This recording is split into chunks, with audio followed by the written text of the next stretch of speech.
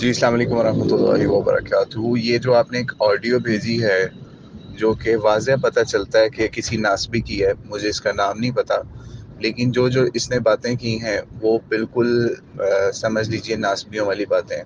یعنی ناسبیوں والی کیا باتیں انہوں نے کی ہیں؟ ایک کہ جناب حضرت علی رضی اللہ عنہ جو ہیں ان کا کردار کیا تھا، ان کے کردار کے اوپر انہوں نے شک والی چیزیں پیش کی ہیں۔ یعنی کس طریقے سے پیش کی ہیں؟ جی نبی علیہ الصلوۃ والسلام کو انہوں نے ایذا پہنچائی، حضرت فاطمہ سلام اللہ علیہا کو جو ہے انہوں نے ان کی زندگی کے اندر جو ہے وہ نکاح کی کوشش کی ابو جہل کی بیٹی سے، یہ ہے ایذا پہنچانا نبی علیہ السلام کو، اور اس طرح کی چیزیں پیش کی جو کہ واضح ناسبیت ہے۔ ٹھیک ہے، وہ ابھی آگے چل کے میں آپ کو بتاؤں گا ناسبیت کیسے ہے، اور اس کے علاوہ ان چیزوں کا کیا تعلق ہے ان چیزوں سے کہ یہ سارا کچھ ہو رہا ہے 2812 کے جواب کے اندر۔ یعنی 2812 کا معاملہ ہو رہا ہے نبی علیہ الصلوۃ والسلام کی دنیا سے جانے سے یا وفات کے بعد کا معاملہ، اور یہ جو ایذا بنا کے پیش کر رہے ہیں، جس کو نبی علیہ الصلوۃ والسلام نے ایذا نہیں کہا، اس حوالے سے کہ وہ معاملات ختم ہوئے، اور اس کے بعد نبی علیہ الصلوۃ والسلام حضرت علی کے حوالے سے بالکل معاملات میں مطمئن رہے، حتیٰ کہ نبی علیہ الصلوۃ والسلام نے حضرت علی کو قاضی بھی بنا کے بھیجا مختلف علاقوں کے اندر، اور ساری چیزیں سامنے ہیں۔ ٹھیک ہے، اور پھر انہوں نے 2812 کے حوالے سے یہ بات بھی کہی کہ اس سے جو ہے باغی ہونا کوئی ثابت نہیں ہوتا حضرت معاویہ کے لشکر کا یا ان کے ساتھیوں کا۔ یعنی سارا کام جو ہے نا حضرت علی کے اوپر کیچڑ اچھالنے والا صرف اور صرف 2812 کے لیے کیا انہوں نے، یعنی ساتھ ساتھ بتاتے بھی گئے، اور پلس جو ہے حضرت علی کی خلافت کو خلافت راشدہ نہ ثابت کرنے کے لیے کیا۔ ٹھیک ہے، تو ناسبیت اور کیا ہوتی ہے آپ خود بتائیں۔ اب ہم چلتے ہیں جو انہوں نے 2812 کے حوالے سے یہ بات کہی نا کہ اس سے ثابت نہیں ہوتا کہ وہ باغی ہے۔ ٹھیک ہے، تو اس کے لیے تو سب سے پہلے ہم تاریخ ابن کثیر کا حوالہ دیں گے، جس کے اندر امام ابن کثیر نے تاریخی روایت کے اوپر نہیں بات کی، انہوں نے اپنا موقف اس کے اوپر پیش کیا ہے۔ ٹھیک ہے، کہ انہوں نے خود لکھا، باقاعدہ لکھا کہ یہ حدیث عمار کے بعد انہوں نے کیا لکھا کہ جناب اس سے پتہ چلتا ہے کہ حضرت معاویہ جو ہیں وہ یا ان کا لشکر جو ہے وہ باغی ہیں، اور جو حق ہے وہ حضرت علی کے ساتھ ہے۔ ٹھیک ہے، یعنی باقاعدہ یہ چیز لکھی، کسی کو حوالہ چاہیے اور شک کو کسی کو ہم حوالہ پیش کرنے کے لیے تیار ہے۔ ایک ہو گیا، پھر انہوں نے کہا جناب حضرت عمار کے اوپر بھی جھوٹ بولا اسی آڈیو کے اندر۔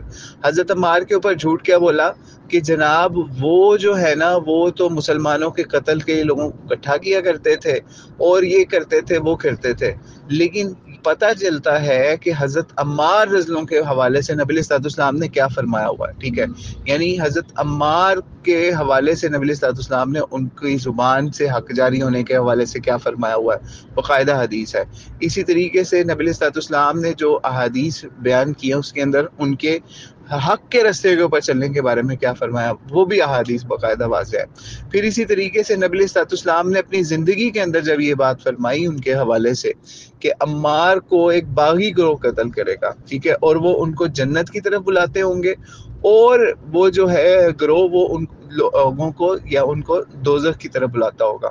اس سے بھی واضح ہو جاتا ہے کہ عمار ابن یاسر جو ہے ان کی شہادت جو ہے نا وہ ڈیسائسو ہے، یعنی ان کی شہادت سے آپ کو پتہ چل جائے گا کہ حق کہاں پہ تھا۔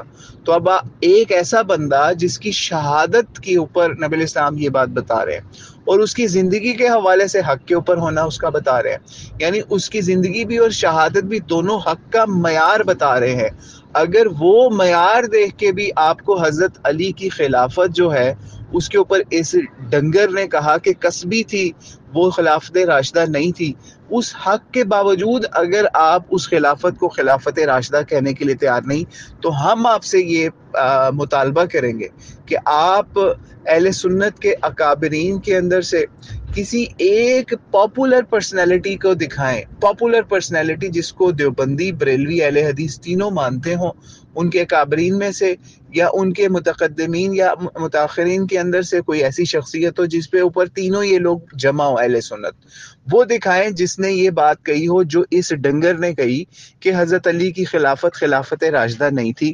اور اس کے ساتھ ساتھ ایک اور جھوٹ بھی اس نے بول دیا، کہتا ہے حضرت عثمان کو جو ہے نا وہ خلافت دی تھی کس نے، حضرت عمر رضی اللہ عنہ نے، حالانکہ یہ بھی بہت بڑا جھوٹ ہے۔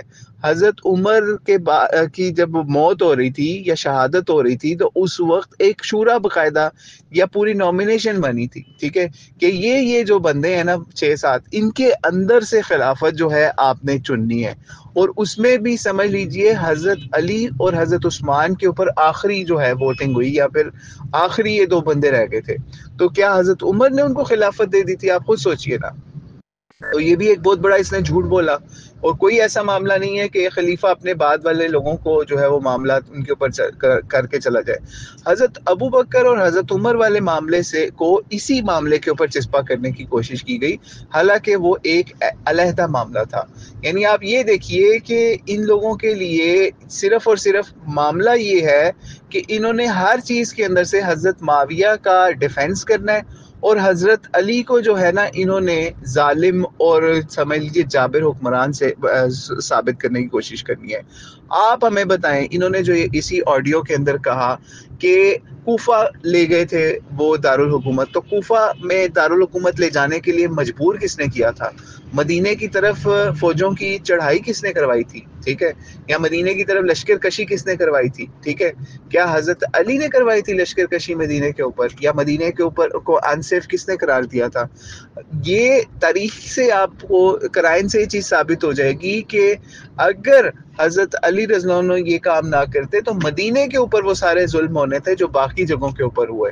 اور آپ خود سوچئے کہ اگر حضرت علی کوئی ظالم ہوتے یا کوئی جابر اس طرح کے ہوتے تو جس وقت حضرت عائشہ رضی اللہ تعالیٰ عنہ ان کے سمجھ لیجئے پریزنرز کے اندر آئی، یعنی کہ ان کے اوپر قابو پا لیا گیا، تو حضرت علی ان کو شہید کروا دیتے، ٹھیک ہے۔ کجا کہ یہ طلحہ اور زبیر کے قصاص کی باتوں کے اوپر کہانیاں بنا رہے ہیں، وہ کیا طلحہ اور زبیر کے معاملے کے اوپر کوئی ایسے معاملات ہیں کہ ان کی زندگی کے حوالے سے ہم ان کو آج 2812 سے کمپیئر کرنا شروع کر دیں؟ تو وہ اس طریقے سے بنتا نہیں ہے کوئی بھی کمپیریزن اس چیز سے۔ تو اللہ تعالیٰ ان ظالموں کو ہدایت دے کہ انہوں نے حضرت علی کے اوپر جو نکاح والا معاملہ تھا نا، جو بخاری کے اندر معاملہ آتا ہے، بخاری کے اندر کہ نبی علیہ الصلوۃ والسلام کی زندگی کے اندر اس طریقے سے معاملہ ہوا کہ حضرت علی نے ایک اور حضرت فاطمہ کے علاوہ کسی اور عورت سے نکاح کرنے کا فیصلہ کیا، یا پھر انہوں نے یہ خواہش ظاہر کی، ٹھیک ہے، اور نہ تو وہ نکاح ہوا، نہ کوئی ایسا معاملہ ہوا، اور اس کے اوپر حضرت علی نے اس لیول تک تقویٰ دکھایا کہ نبی علیہ الصلوۃ والسلام کی زندگی کے علاوہ حضرت فاطمہ کی زندگی کے اندر کوئی دوسرا نکاح نہیں کیا، ٹھیک ہے۔ اور اس نے جو لونڈیوں والی بات کی ہے کہ جناب حضرت فاطمہ کو انہوں نے جو ہے وہ اس طرح سے ان کا دل دکھایا اس حوالے سے کہ کسی لونڈی کے ساتھ ان کا تعلق تھا حضرت علی کا، یہ بھی اس جاہل شخص نے بات کر دی۔ تو اس جاہل شخص کو ہم لے کے چلیں گے غدیر خم کے اوپر، اور اس کو تاریخ کے اندر دکھائیں گے کہ اس میں بھی ایک لونڈی والا معاملہ بھی تھا، ٹھیک ہے، کہ حضرت علی نے کوئی لونڈی جو ہے اس کا معاملہ رکھا، کیونکہ نبی علیہ الصلوۃ والسلام نے ان کو حاکم بنا کے بھیجا ہوا تھا، اور جو لشکر کے اندر دیگر صحابہ تھے انہوں نے حضرت علی کے ساتھ جو ہے وہ بغض دکھایا، باقاعدہ ہم روایات سے دکھائیں گے۔ تو اس بغض کے اوپر نبی علیہ الصلوۃ والسلام نے کیا فرمایا، ٹھیک ہے، یعنی من کنتو مولا والی روایت۔ تو وہ کس طرح، اگر یعنی آپ یہ سوچئے کہ یہ ڈنگر جو ہے اگر یہ بات کر رہا ہے کہ لونڈیوں کے ساتھ یہ معاملات تھے، تو بھائی نبی علیہ الصلوۃ والسلام نے کیا فرمایا، ٹھیک ہے۔ اور غدیر خم جو ہے نا، یا یہ والا واقعہ جو ان سا ہے من کنتو مولا حدیث ولایت جو ہے، یہ کس وقت پیش آ رہی ہے؟ نبی علیہ الصلوۃ والسلام کے حج کے بھی بعد، یعنی کہ آپ کی وفات سے سمجھ لیجئے گنے چنے مہینوں کے بعد، یعنی سے پہلے، ٹھیک ہے۔ یعنی اس سے بھی ثابت ہوتا ہے کہ نبی علیہ الصلوۃ والسلام کس لیول کے راضی تھے حضرت علی کے معاملات کے حوالے سے، بی بی فاطمہ کے ساتھ بھی اور اسی طریقے سے اپنے ساتھ بھی، اور یہ ثابت کرنے کی کوشش اس نے کی کہ نبی علیہ السلام کا دل دکھایا اس نے، حالانکہ یعنی آپ یہ سوچئے کہ نبی علیہ السلام نے جو یہ وہ باتیں کی جس وقت بینگ فادر آف بی بی فاطمہ، جس وقت وہ معاملہ ہوا اور نبی علیہ السلام کی بیٹی جو ہیں وہ کچھ ناراض ہوئی حضرت علی سے، تو آپ ان روایتوں کو بھی پڑھیں کہ نبی علیہ الصلوۃ والسلام کس طریقے سے حضرت علی کو مسجد میں گئے، مسجد کے اندر منانے کے لیے یا ان سے پیار محبت کرنے کے لیے، یہ ڈنگر اور جاہل لوگ وہ روایتیں چھپا جائیں گے، کیونکہ انہی ناموں کے ساتھ حضرت علی کے اوپر لعنت کی گئی ہے. ٹھیک ہے، نبی علیہ السلام گئے مسجد کے اندر، بی بی فاطمہ سے جب ان کی حضرت علی کی ناراضی تھی تو گئے، اور نبی علیہ السلام کے یہ جو تھے نا داماد اتنے سادہ تھے کہ مسجد کے اندر مٹی کے اندر لیٹے ہوئے سو رہے تھے یا ریسٹ کر رہے تھے، بی بی فاطمہ سے ناراضی والا معاملہ ہوا تھا. تو وہاں گئے اور حضرت نبی علیہ السلام مسکرائے بھی، اور حضرت علی کو سمجھ لیجیے ان کے جسم سے مٹی جھاڑی اور بڑے پیارے الفاظ کہے، قم ابا تراب، یعنی اٹھو مٹی کے باپ. یعنی نبی علیہ السلام اتنے لاڈ کر رہے ہیں اس ناراضی کے باوجود حضرت علی کے ساتھ، مولا علی علیہ السلام کے ساتھ، تو آپ کو وہ چیز ہضم ہی نہیں. یعنی وہ سب چیزیں بھول جانی ہے اور کہنا ہے نبی علیہ السلام نے وہ جو فرمایا تھا نا کہ فاطمہ میرے جگر کا ٹکڑا ہے، اس کو کس نے بھی تکلیف پہنچائی اس نے مجھے یہ معاملہ تھا، کما قال علیہ السلام، اس چیز کو صرف پیش کریں گے حضرت علی کے اوپر. لیکن جو نبی علیہ السلام نے حضرت علی کو اس ناراضی کے بعد بھی، دیکھیں انسان ہے، اب نبی علیہ السلام اپنی بیویوں سے ناراض ہوئے، ٹھیک ہے، اور ان سے ایلا تک کیا، ٹھیک ہے، ایلا کرنے کے علاوہ نبی علیہ السلام نے ان کے اوپر تحیر بھی کیا، یعنی ان کو موقع دے دیا کہ تم نے طلاق چننی ہے یا پھر تم نے چننا ہے کیا، دنیا کی زندگی، یا پھر میرے ساتھ رہنا چننا ہے. ٹھیک ہے، اور انہوں نے کیا چنا؟ نبی علیہ السلام کو چنا، ان کی آخرت کا ساتھ چنا.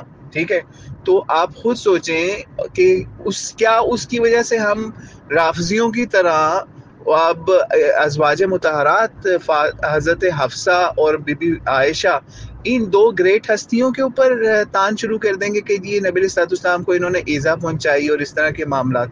ہم تو ایسا نہیں کریں گے نا، کیونکہ ہمیں یہ پتا ہے کہ آخر کیا ہو رہا ہے، انما الاعمال بالخواتیم کیا ہو رہا ہے. یعنی نبی علیہ السلام جس وقت دنیا سے جا رہے ہیں اس وقت ان ازواج کے ساتھ یا مولا علی کے ساتھ کیا معاملات ہو رہے ہیں. لیکن یہ جو ڈنگر ہیں، جاہل لوگ ہیں، ناسبی لوگ ہیں، انہوں نے وہ سب چیزوں کو میسمرائز کر کے، دھندلا کے، ان کے اندر سے اپنی مرضی کی چیز نکال کے کہ نبی علیہ السلام فلاں ٹائم کے اوپر اس چیز پہ ایسے ناراض ہوئے. اور رافضیوں کا بھی یہی کام ہے.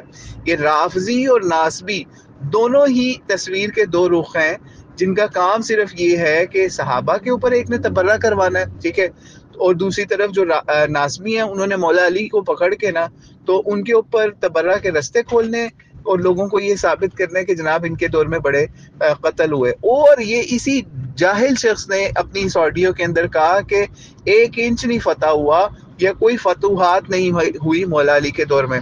تو فتوحات کا ذمہ دار مولا علی تھے اس وقت. آپ بتاؤ کہ کتنے ہزاروں لاکھوں کے لشکر کون لے کے آیا ان کے سامنے؟ وہی لے کے آئے جن کو آج یہ جاہل لوگ خلیفہ راشد ثابت کرنے کی کوشش کرتے ہیں. یعنی یہ ایسے ہی ہے کہ پاکستان آرمی جو ہے وہ پاکستان کے اندر ہی جنگیں لڑتی جا رہی ہے. ٹھیک ہے، کیسے کبھی کوئی کہیں سے اٹھ جاتا ہے، کبھی کوئی بغاوت کر دیتا ہے، مثال دے رہے ہیں، ٹھیک ہے، بغاوت کر دیتا ہے، اور آج کا جو جاہل بندہ اٹھ کے کہے پاکستان نے جو ہے وہ فلاں جگہ نہیں فتح کی، فلانی جگہ یہ معاملہ کیا، اور بھائی ان کو اندر فرصت ملتی تو پھر نا. اور جب کہ مولا علی کے بعد جب یہ حضرت معاویہ خلیفہ بنے ہیں، ٹھیک ہے، یا پھر بادشاہ بنے ہیں، اور کس طریقے سے بھیک لے کے بنے ہیں، حضرت حسن نے ان کو لکھ کے دی ہے خلافت، ٹھیک ہے، کس طریقے سے وہ سارا معاملات ہوئے امت کی بقا کے لیے. تو اہل بیت نے ایک کنکر بھی اٹھایا حضرت معاویہ کے خلاف کہ ان کو تنگ کرتے کہ آج ہم جناب کوفہ سے نکلنے لگے، آج بصرہ سے نکلنے لگے، آج مدینہ کے اندر بغاوت ہونے لگی، آج فلاں مکہ سے فلاں سے یہ ہو رہی ہے. کیا اہل بیت نے ایسا کوئی کام کیا حکومت کو چاٹنے کے لیے؟ نہیں کیا نا. جنہوں نے کیا حکومتیں چاٹنے کے لیے وہ کام، اس وقت حضرت علی 1 انچ کیسے وہ سمجھ لی. ان کی تو اپنی خلافت جو ہے وہ خطرے کے اندر ہے، اپنی ریاست خطرے کے اندر ہے، وہ باہر جا کے کیا لڑتے؟ ٹھیک ہے، تو وہ تو اندر سے اپنی حکومت کو اسٹرانگ کرنے کے معاملات کو دیکھتے رہے یا پھر امت کو دیکھتے رہے. تو آپ خود سوچئے کہ کیا معاملات تھے. پھر حضرت حسن خلیفہ بنے ہیں، ٹھیک ہے، ان کو بھی خلیفہ راشد نہیں مانتا، یہ جو جس جاہل کی آپ نے آڈیو بھیجی ہے. تو ایسے جاہلوں کو کون جواب دے؟ یعنی اگر حضرت حسن خلیفہ راشد نہیں تھے تو ان سے حضرت معاویہ خلافت کا معاملہ کیوں طے کرنے گئے تھے؟ خود سوچیں نا. ٹھیک ہے. تو 30 سال خلافت والی بھی حدیث کا انکار اس جاہل شخص نے کر دیا. اب بندہ ان کے اوپر کیا بات کرے. اور یہ ایک طرف جب 12 خلیفوں والی حدیث آ جاتی ہے کہ جناب 12 خلیفہ جو ہیں وہ قریش سے ہوں گے اور ان کو اس نے خلیفہ راشد کہنا ہے، لیکن اس میں سے حضرت علی کو نکال کے کہنا ہے. تو اگر 12 خلیفوں والی حدیث مانے قریش سے، تو کیا مولا علی قریشی نہیں ہے؟ کیا اس سے مولا علی کی خلافت جو ہے حق والی ثابت نہیں ہوتی؟ حدیث سفینہ سے بھی بالکل ہو جاتی ہے. ٹھیک ہے. تو بہرحال اللہ تعالیٰ ان ظالموں کو، ان جاہلوں کو ہدایت عطا فرمائے. اگر ہم رافضیت کے اوپر اترے نا، تو ہم پھر آپ کو پھر وہ والی حدیثوں کے اوپر اپنی مرضی کا اگر ملمہ سازی کرنی چاہے، جس کے اندر ہے کہ میرے بعد تمہارے اوپر ایسے حکمران آئیں گے جو ظاہر میں ایسے ہوں گے اور ویسے باطن میں ان کا یہ معاملات ہوگا اور ان کے ایسے ہوں گے معاملات، اور اس کے اوپر بھی نبی اسلام نے کہا کہ آپ نے ان کے پیچھے کیسے چلنا ہے. اگر ہم وہ حدیثیں حضرت ابو بکر کے اوپر، حضرت عمر کے اوپر، حضرت عثمان جو کہ فوری بعد نبی علیہ الصلوۃ والسلام کے اوپر آ رہے ہیں، جیسے رافضی کرتے ہیں، تو آپ کسی کو منہ دکھانے والے نہیں بچیں گے. ٹھیک ہے. یعنی وہ ہماری اہل سنت کی حدیثیں ہیں نا، لیکن ہم یہ کام نہیں کرتے کہ ہم ان حدیثوں سے اپنا معاملات نکالیں. پھر تو آپ حضرت ابو بکر کو بھی خلیفہ راشد نہیں ثابت کر سکیں گے. پھر جھگڑا ہی کیا تھا؟ اگر خلافت کا اس وقت جھگڑا ہو گیا، نبی علیہ السلام نے تو نہیں نا منتخب کیا ان کو اس طریقے سے. اگر منتخب کیا تو جھگڑا کس چیز کا تھا؟ تو یہ ہم بھی اس طرح کی باتیں نکال سکتے ہیں، لیکن ہم ایسا نہیں کرتے. ہم حضرت ابو بکر کو، عمر کو، عثمان کو، علی کو، حسن کو، ان کو خلیفہ راشد کہتے ہیں. کیونکہ امت کا جمہوری موقف یہی ہے، اہل سنت کا جمہوری، بلکہ ایک قسم کا اجماعی موقف اہل سنت کا، کہ یہ چاروں پانچوں خلیفہ جو ہیں خلیفہ راشد ہیں. اس کے اوپر ہمارے اہل سنت کے اکابرین کھڑے ہیں. اور ہم نے آپ سے کہا، چیلنج کیا کہ کوئی اہل سنت کا ایک بندہ دکھا دیں، ایک بندہ جو اسٹیبلش ہو، دیوبندی، بریلوی، اہل حدیث، یا پھر سمجھ لیجیے چاروں فقہا کے ماننے والے اہل سنت کے اوپر، کہ جناب انہوں نے حضرت علی کو خلیفہ راشد نہ کہا ہو، یا پھر کہا ہو کہ یہ خلیفہ راشد نہیں ہے، ان کی خلافت جو ہے وہ ظالمانہ تھی، یہ تھی جابرانہ تھی، کسبی خلافت تھی، یہ تھی وہ تھی، جیسے اس جاہل شخص نے کہا. تو اللہ تعالیٰ ان جاہلوں کو ہدایت عطا فرمائے، ان کو دلائل دیں. اگر نہیں ہے ان کے دلائل سے معاملات ان کے ساتھ طے ہوتے ہیں، تو آپ دعا کریں اللہ تعالیٰ ان کا انجام جو ہے نا وہ یزید اور اس کی آل کے ساتھ کرے. اللہ علیہ وسلم. السلام علیکم ورحمۃ اللہ وبرکاتہ.